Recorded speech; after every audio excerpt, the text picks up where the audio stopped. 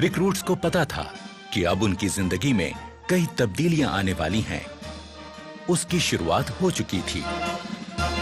फौजी तरीके में बाल कटवाना पहला कदम था।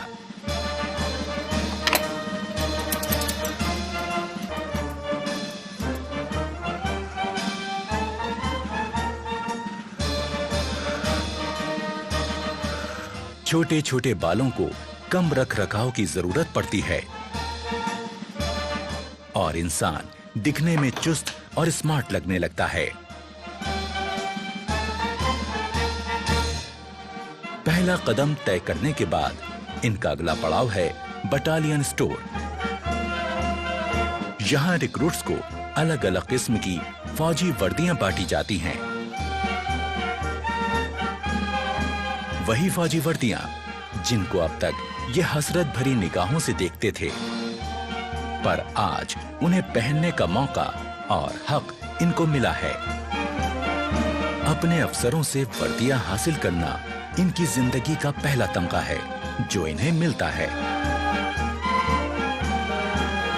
खाकी shirt, khaki trouser, combat jacket, combat trouser, full sleeves woollen vest, half sleeves cotton vest, woollen under pant, cap FS, beret coloured, DMS boot, brown canvas shoes, universal kit bag, woollen socks, khaki hand towel, dhurries, blanket, mosquito net, enamelled aluminium mug, waist belt, warm angola shirt, warm trousers, combat coat, water bottle, टिंटेस MK3।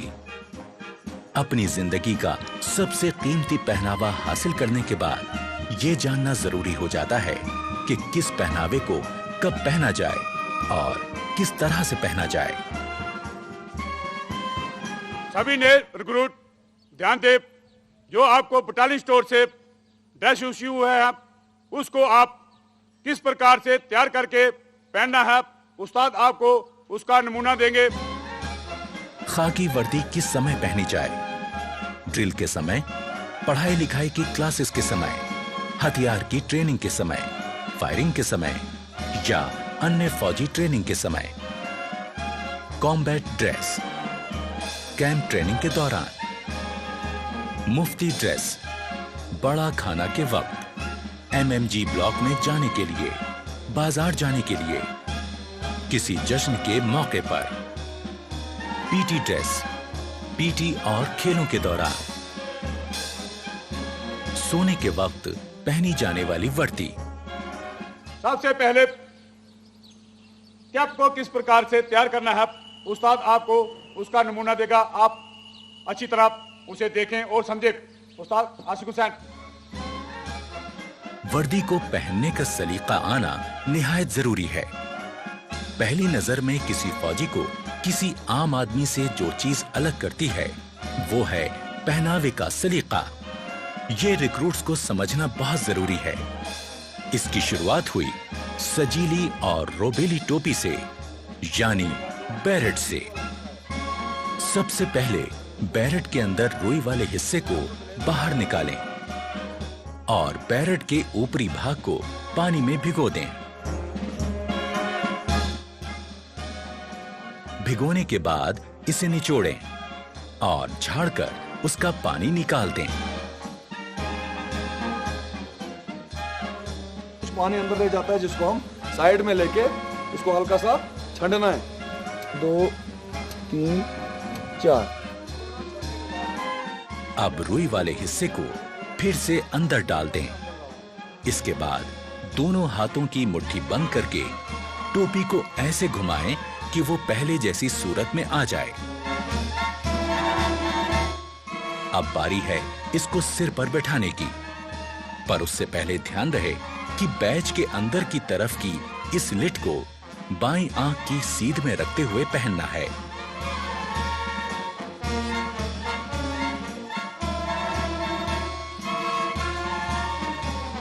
अब Barrett के border में पिरोई हुई डोरी को अपने size के हिसाब से कस लें। अब बैरेट वापस उतारकर किसी पतली और नोकीली चीज से बची हुई डोरी को अंदर की तरफ धकेल दें। अब बैरेट को फिर से सिर पर लगाएं। अब बारी है इसको अपने सिर पर सेट करने की। टोपी को पहनने के बाद में अभी यहाँ पर आपकी टोपी सेट नहीं है। अभी किस प्रकार उसको सेट करना है अपने दोनों हाथों से। अपना एक हाथ बॉर्डर पर इस तरह से टिकाएं और दूसरे हाथ से जोर से दबाते हुए दूसरी तरफ मोड़ें। अब बारी है बैज लगाने की।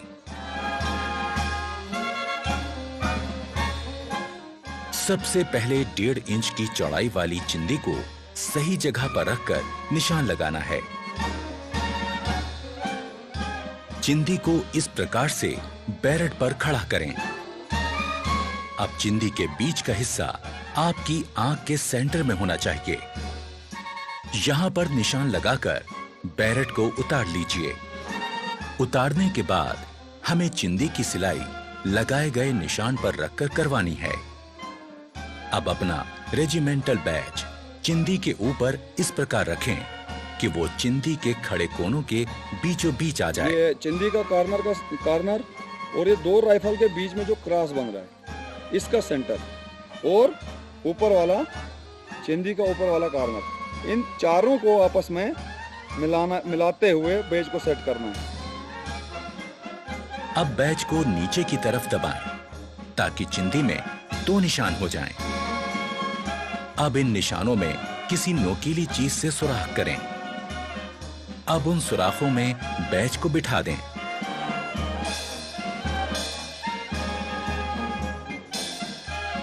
अब इसे पलटकर अंदर की तरफ से ये पिन इस प्रकार से लगा दें। इससे बैज अच्छी तरह से फिक्स हो जाएगा और कभी गिरेगा नहीं। पिन लगाने के बाद ये लिड ऊपर रखकर इसकी सिलाई कर दें। अब बैज का पिन सिर पर नहीं चुभेगा। अब हो गई बैरेट तैयार।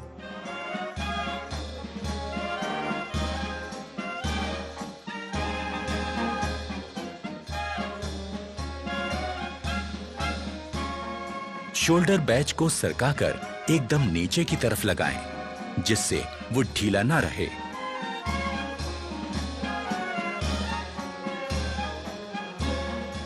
नेम बैज दाहिनी जेब की ऊपर वाली सिलाई के साथ एकदम सीधा करके लगाएं। बेल्ट को सेट करने से पहले दाहिने हाथ में मुड़ा हुआ कुंडा और बाएं हाथ में सुराख वाला कुंडा पकड़ें। बेल्ट लगाने से पहले ध्यान में रखें कि कमीज की ये लाइन और जिप की लाइन एकदम सीध में हो और बेल्ट का बकल ठीक उनके बीचों बीच में हो। बैक साइड के ये 2 कुंडे पिछले वाले लूप से बराबर दूरी पर रहें। आगे से बकल बंद करने के बाद इस प्रकार कमीज की सिलवटें निकाल लें, आगे और पीछे दोनों तरफ से। ड्रेस पहनने के बाद कमीज के ऊपरी 3 बटन दिखने चाहिए, ना कम ना ज्यादा। पैंट पहनने के बाद जूते के केवल 2 फीते ही दिखने चाहिए।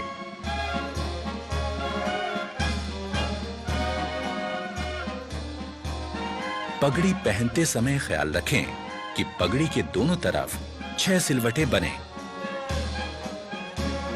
पगड़ी के बीच में दिखने वाली लाल पट्टी की लंबाई 1.25 इंच और चौड़ाई 1.5 इंच होनी चाहिए। कॉम्बैट ड्रेस में आगे की तरफ लगा पाउच इस्तेमाल होगा एम्यूनिशन रखने के लिए, जिससे फौजी के हाथ खाली रहें। पीछे लगे बैग में होगा एम्यूनिशन के साथ गुजारे लायक जरूरी सामान।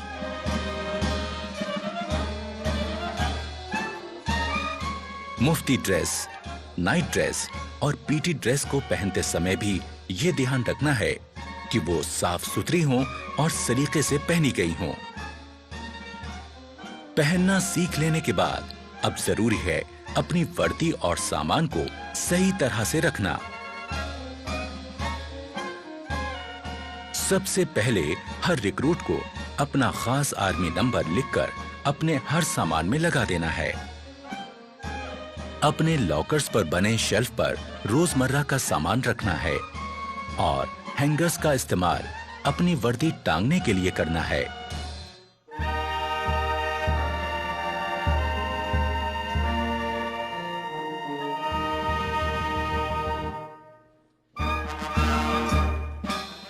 शाम होने के बाद नाइट ड्रेस पहनकर अपने कपड़े और जूते दुरुस्त करें और आने वाले कल की तैयारी करें।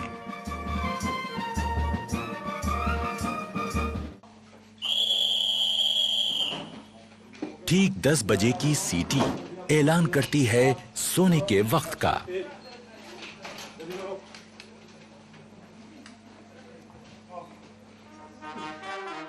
अगले दिन की शुरुआत होगी सुबह 5:45 बजे के बिगुल से।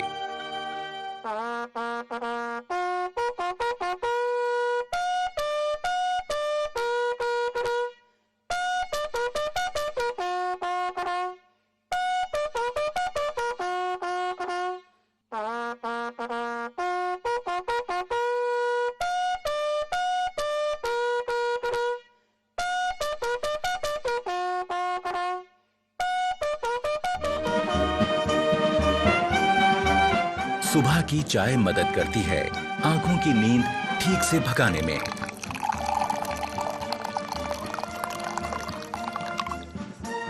चाय के बाद का वक्त है बाथरूम की तरफ रुख करने का।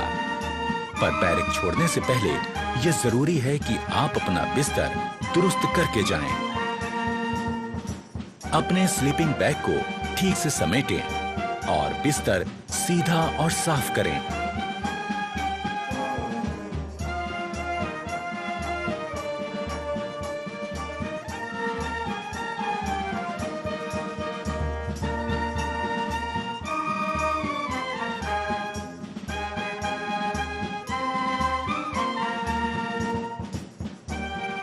अगर आप नहीं जानते कि ऐसा कैसे किया जाता है, तो इसमें अपने उस्ताद की मदद ले लें। वो आपको समझाएंगे कि सो के उठने के बाद आपको कैसे आपका बेड ठीक करना है। अगर सभी रिक्रूट्स इन बातों पर ध्यान देंगे, तो उनका बैरक एकदम दुरुस्त और खूबसूरत दिखेगा। पहले स्लीपिंग बैग को ठीक से बिछा लें, उसकी जिप बंद करें और इस कवर को ऊपर लगा दें। अब बारी है इसे फोल्ड करने की। स्लीपिंग बैग के किनारों पर लगी तनियों को फोल्ड किए गए बैग के ऊपर लपेटें और इस तरह बांध लें। बैग को अपने लॉकर के ऊपर रख लें। अब बारी है बिस्तर को ठीक करने की। पहले चादर की सारी सिलवटें ठीक करें।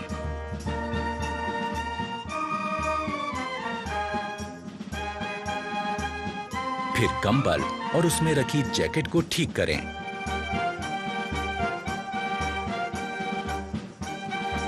ख्याल रहे कि जैकेट और कंबल की सारी तह एक बराबर आए।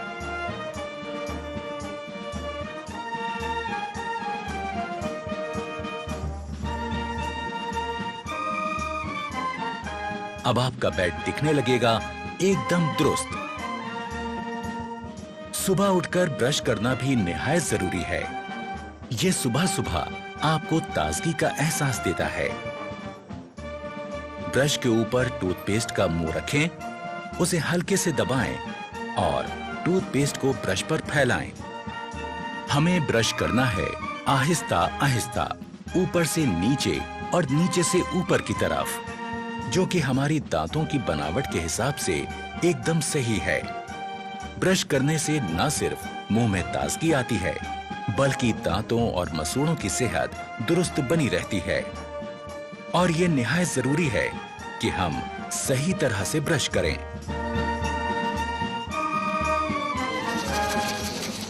जोर जोर से ब्रश करने से हम अपने दांतों और मसूड़ों को नुकसान पहुंचा सकते हैं। ब्रश को थोड़ा आस्था करो, धीरे करो, ऊपर से नीचे किस प्रकार आपको बताया था उस प्रकार ब्रश करो।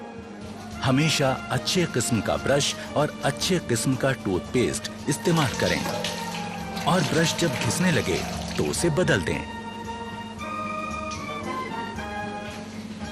शहरी किस्म के टॉयलेट्स इस्तेमाल करते समय यह जरूरी है कि हम इस्तेमाल के बाद ऊपर लगे फ्लश के इस बटन को घुमा दें।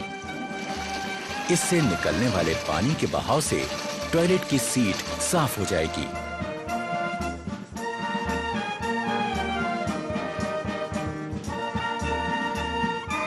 टॉयलेट इस्तेमाल करने के बाद हाथ धोना भी जरूरी है, पर सिर्फ पानी से हाथ धोना काफी नहीं है। हाथ किसी बढ़िया किस्म के साबुन से धोएं, इससे हाथों के तमाम कीटाणु मर जाएंगे। एक रौबदार और खुशनुमा शख्सियत के लिए जरूरी है चेहरे का रुआब, और इसे पाने के लिए जरूरी है कि हम रोज सुबह शेव करें। सबसे पहले शेविंग क्रीम चेहरे पर लगाएं, ब्रश को गीला करें और शेविंग क्रीम के साथ चेहरे पर चलाएं।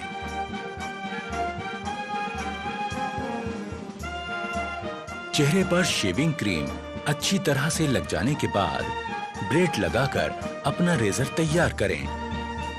ख्याल रहे कि आपका रेजर और ब्लेड अच्छी क्वालिटी का हो, और जब रेजर चेहरे पर सख्त लगने लगे तो उसका ब्लेड बदल दें। धीरे धीरे इस प्रकार चेहरे पर लगी क्रीम वाले हिस्से पर रेजर को चलाएं।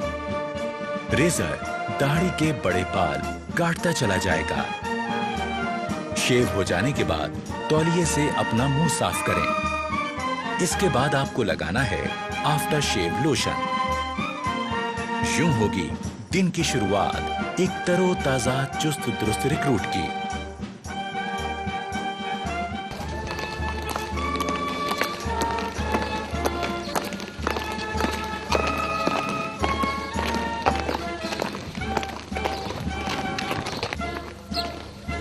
रेजिमेंटल सेंटर के इलाके की तमाम जानकारी होना भी जरूरी है। इस काम में रिक्रूट्स के अफसर उनकी मदद करते हैं।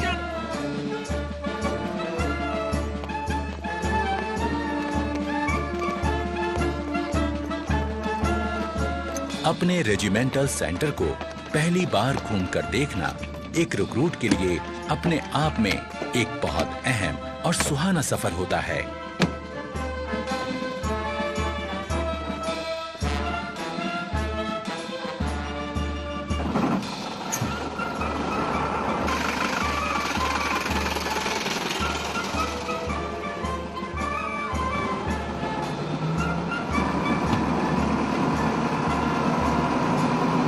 ट्रेनिंग ग्राउंड, MI रूम, संसार चंद शॉपिंग कॉम्प्लेक्स, बाना सिंह परेड ग्राउंड, उजागर Singh Teja block, Bhag Singh block, Triveni Singh hall of fame, battalion store, Billimoria multi gymnasium, mandir masjid gurudwara block, Chandorkar model room, Gangadharan block, firing range, BM Kaul indoor shooting range, unity lines, quarter guard, Siachen block, officers mess, जैकलाई house, JCO's club,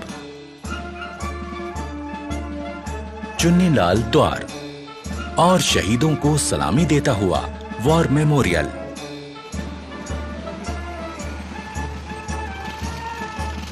regimental centre को करीब से देख लेने के बाद अब recruits को पता चल जाता है कि उनका नया घर कैसा है।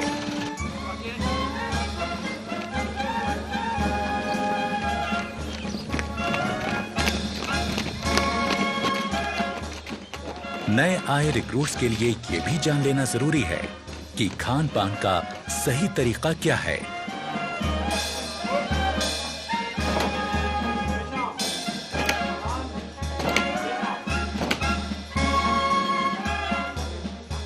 डाइनिंग हॉल में जाने से पहले रिक्रूट्स के अफसर उनको हिदायत देते हैं कि डाइनिंग हॉल में किस तरह जाएं और खाना लें।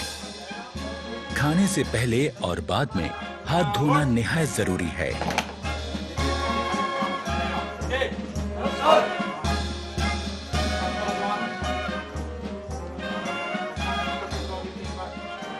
रिक्रूट्स को एक एक करके अंदर जाना है। अपने प्लेट, चम्मच और ग्लास लेकर एक लाइन में अपनी बारी का इंतजार करना है।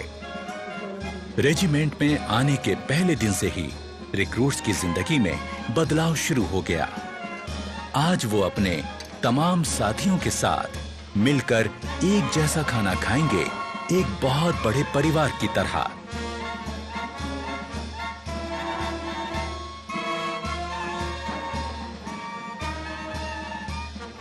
इससे पहले कि खाना शुरू हो, अफसरान रिक्रूट्स को बताते हैं कि खाना खाते वक्त किन बातों का ध्यान रखें। खाने के लिए चम्मच का इस्तेमाल करें। खाते वक्त ज्यादा मुंह ना खोलें। खाते समय हाथ मेज पर ना रखें। ओके, सभी जवान अपना अपना खाना शुरू करें। अफसर की बात गौर से सुनने के बाद शुरुआत होती है एक नए दौर की, जिसमें एक बड़ा परिवार अपने नए मुखिया के साथ बैठकर सलीके से खाना खाता है।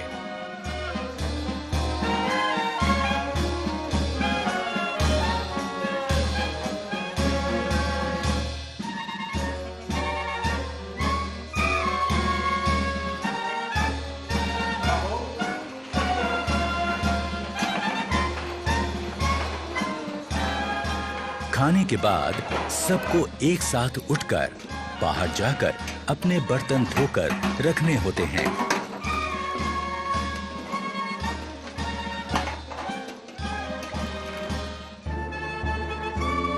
खाने के बाद थोड़ा आराम और फिर 5 बजे का वक्त है खेलों का।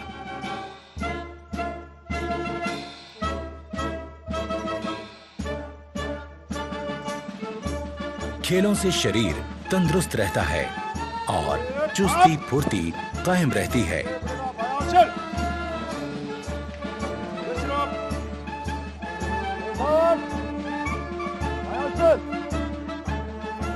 अपनी पसंद और काबिलियत के हिसाब से रिक्रूट्स अपना खेल चुन सकते हैं।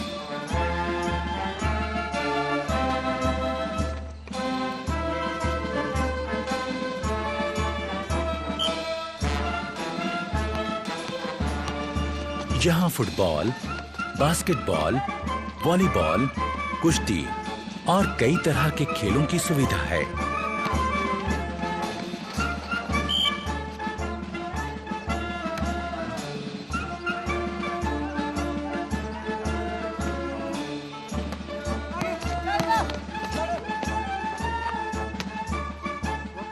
शाम होते ही क्वार्टर गार्ड से निकलती बिगुल की आवाज दिन की कार्यवाही खत्म होने का ऐलान करती है।